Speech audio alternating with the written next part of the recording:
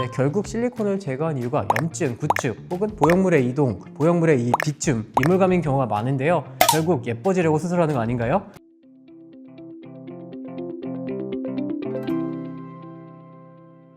예쁨을 픽하세요. 에픽 성형외과 성형외과 전문의 홍준명입니다. 코 성형 후 다양한 이유로 실리콘 보형물을 제거하고자 하는 분들이 계십니다. 그런데 이 보형물만 쏙 빼면 후회하시는 분들이 분명 있을걸요? 코 성형 후에 실리콘 보형물을 제거하고자 하는 이유는 다양합니다.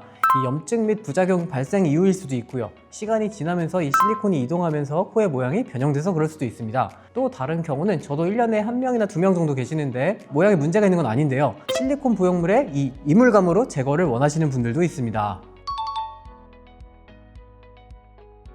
100% 수술 전 코로 돌아가기는 힘듭니다. 정말 이 비개방 코 성형으로 실리콘 보형물만 삽입했고 코끝은 또 전혀 건드리지도 않았고 보형물 넣고 이 실리콘에 피막이 생기기도 전에 제거했다면 그래도 최대한 비슷하게 전 코로 돌아갈 수 있겠지만 이런 케이스가 많지는 않습니다. 일단 코 성형을 했기 때문에 내부 조직의 변화가 이미 어느 정도 생겼을 거고 흉 조직도 생겼을 수밖에 없습니다. 무엇보다 보형물이 오랜 시간 동안 이 자리 잡고 있던 공간이 갑자기 비면서 피부에 이 여분이 발생하거나 콧대가 확 낮아 보일 수 있습니다. 그래서 콧등이 꺼진 것 같다고 하는 분들이 좀 계십니다. 콧대와 코끝을 또 자연스럽게 연결하던 보형물이 이렇게 빠지면서 이 단차가 발생하는 경우도 있죠.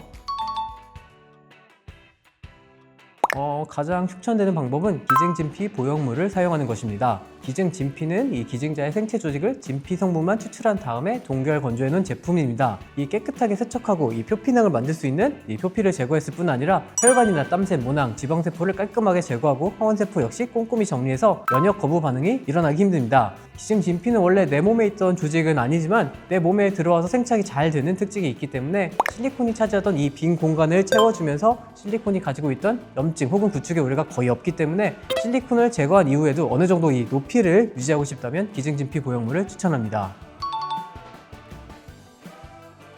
기증진피는 압력이 좀 강하거나 염증이 남아있거나 혈액 공급이 잘 안 될 경우에 흡수가 잘 될 수 있습니다.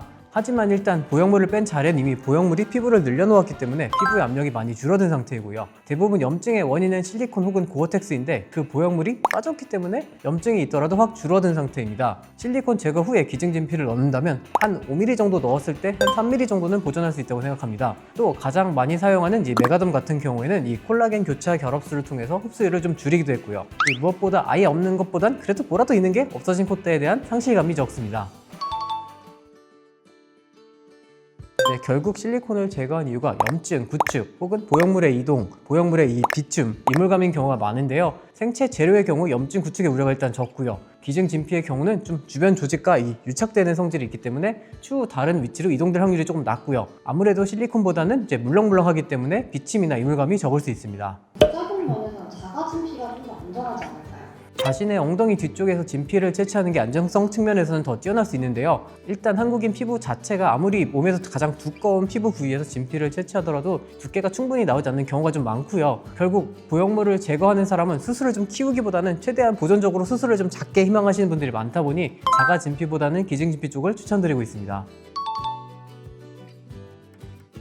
그럴 수도 있긴 한데요. 이제 실리콘을 정말 깨끗하게 그 자리만 빼면 괜찮은데 보통 뺄 때는 뭐 피막을 같이 제거하거나 이제 포켓이 많이 넓어지게 되는데 그 상태로 필러를 바로 넣으면 필러가 좀 터져서 오똑한 느낌이 잘 안 생겨서 필러를 넣더라도 한 달 정도 지난 다음에 넣는 게 나아요.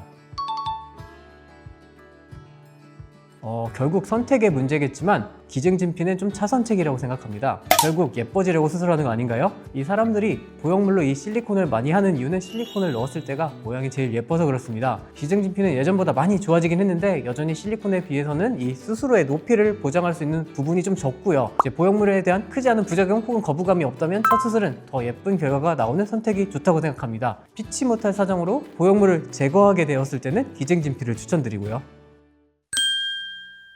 보형물 제거 이후에도 이 콧대를 유지하는 방법에 대해서 알아보았습니다. 더 궁금한 사항은 언제든지 댓글을 남겨주시기 바랍니다. 지금까지 예쁨을 픽하세요. 에픽 성형외과 성형외과 전문 홍진명이었습니다. 감사합니다.